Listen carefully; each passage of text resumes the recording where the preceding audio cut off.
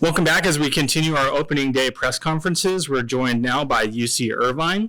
We're going to have head coach David Niffen here, along with student athletes Hilaire Heno, Cole Power, and Brett Sheward.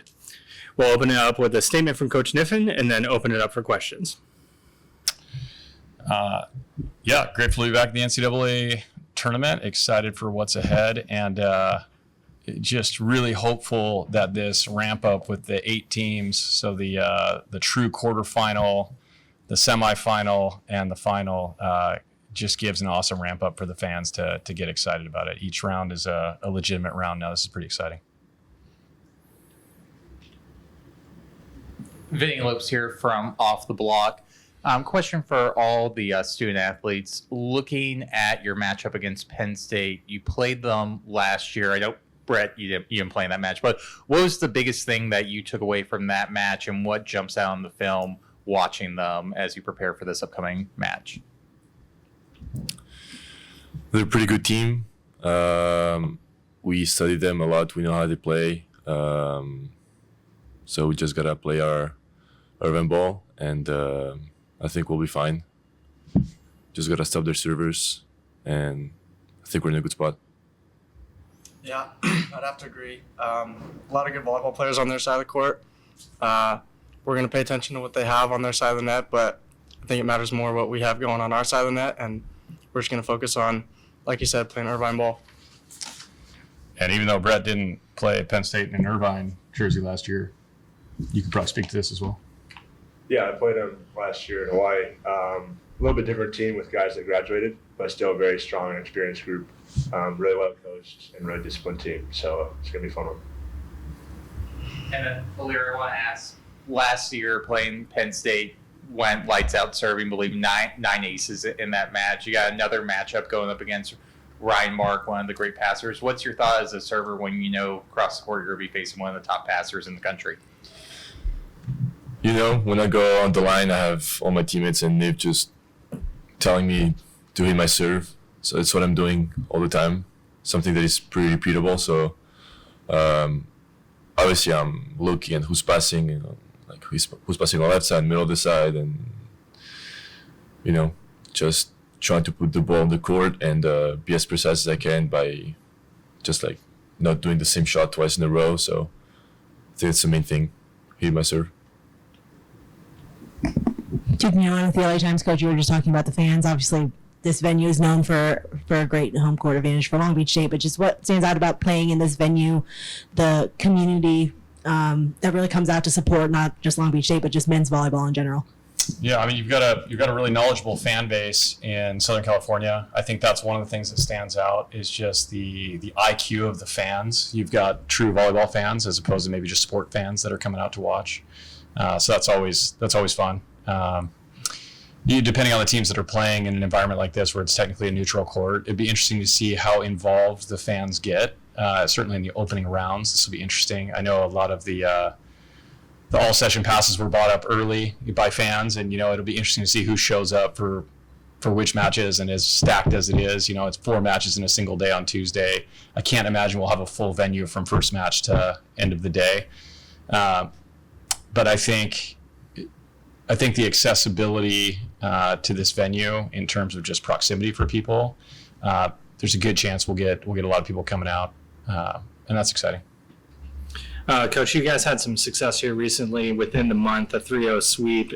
Does having some success this season in this building hopefully give you guys some momentum as you come into the week? Yeah, I mean, I think it's nice to not just have to rely on hope or, you know, maybe if things go right, you know, and wondering if it's possible. I don't think anybody wonders if things are possible with this Irvine team. You know, we are very aware we come into the tournament with, you know, I think probably the most losses on our record of any of the final 8 teams playing here. But I just look at it as we've got a lot of experience. We've also come in and swept the number 1 team in the country twice already this season. And, you know, it's what's possible with this team. I don't even know what the upward limits are yet. Venue aside, I don't know if the venue will play that much into it, except maybe for Long Beach. There might be a nudge towards a slight advantage there. For the rest of us, it feels like we're playing on a neutral court. Brett, I want to ask you, last season you were an All-American libero at Hawaii. What has this season meant for you to show people, not that you have any doubters, but that you can set at a high level and run a high efficient offense? Yeah, it's been cool. It's been a lot of fun. I don't think it was about showing people what I can do, but just enjoying volleyball again and being part of a group that's really special. Like I said, I don't think it was about showing other people or proving to anybody else, but doing what I love in my last year of college volleyball. I do think it's a cool nod too, just to like the all-around volleyball player out there. I've coached one other player that's been a All-American in 2 different positions. That was Michelle Barch when she was playing for Illinois. She was an All-American right side and All-American left side in her senior year. And just for the guys out there playing, the higher up you go in volleyball, the more it's critical that you can play. You can do all the skills well, the 6 major skills in volleyball, that you can be good at those. And I just think that's got to be encouraging for people out there playing the game, watching what Brett's doing. And then Cole, I know talking to you last week, you were talking a little bit about the culture of UC Irvine. Can you just talk a little bit about what makes the culture in this team so special? Totally. So many things. I think just what we commit to as players when we come into this program and the values that we share and, like I said, commit to, like things like we before me is a big one for us. In serving our teammates, I know we talked about it in a press conference once, but like something as simple as making someone else's Chipotle bowl when we have like a team dinner like that. But it goes much further than that, obviously, like on the court as well, playing for each other and wanting the success of everybody out there, no matter who it is. And yeah, it's so special being here, and the people on this team are truly unique, and it makes it just such a homey feel.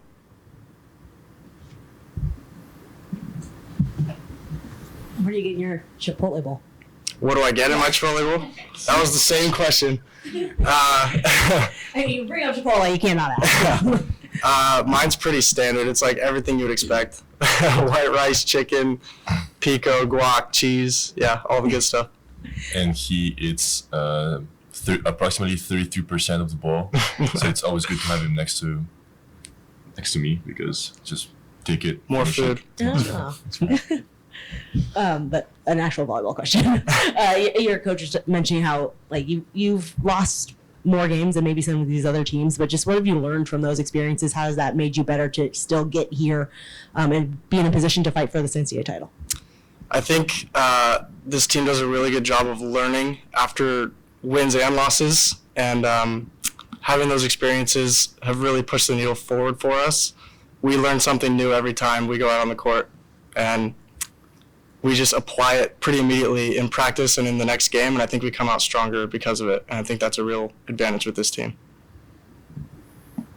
Yeah, I think it's important to note that we've lost 10 matches, but we've lost a lot more points along the way. So even in the matches we've won, we're constantly losing points and outcomes to rallies and things like that, and constantly having to learn and go forward. And so, my hope is that we continue to apply that mindset, and that we're just relentless in our pursuit of learning and getting better, so that whatever happens on point 1 as we go into tomorrow's match, that we're better, the last point of the match when we finish.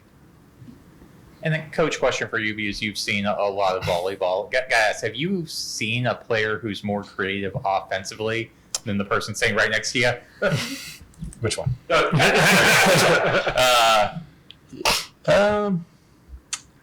I don't think so. I've seen a lot of really cool stuff in volleyball over the years. I think there's a lot of really exceptional players out there. At the NCAA level, Ilya might be the most creative. Yeah, I would say he's the most creative that I've seen. But it's not just creativity for the sake of creativity. I mean, he's scoring points, and it's not unconventionality for the sake of being unconventional. It's, when you're going to get that many balls, he's a high volume hitter, and he's proven that he can be successful. We could probably give him every ball, and we'd only increase the quality of our attacking. But we're a socialist society here, and we like to spread it around and share with everybody else. So. But no, I mean, what he's doing is truly very, very fun and engaging for fans, but it's also just very practical, the way he plays the game. And then final question from me. It's media day, so you get one off the wall question. I had my 6-year-old come up with questions to ask you also. She wants to know, what's your favorite movie? Oh, CP. Oh my God. This is such a hard question. Yeah, Any other qualifiers on that, or just favorite? Just favorite movie. That's a tough category. favorite movie. We discussed this as a team a couple weeks ago, but we were discussing a different type of question. It was like top 3 movies of all time. My favorite, probably Surf's Up. I love Surf's Up. So strong. Mine's gotta be The Never Ending Story. Pretty old movie. Brett? I'll go with The Dark Knight. I think one movie that you could recommend to everybody and not go wrong is the live action Charlotte's Web. All right, great. Thank you guys, and enjoy the championship. Thank you. Thank you. Thank you.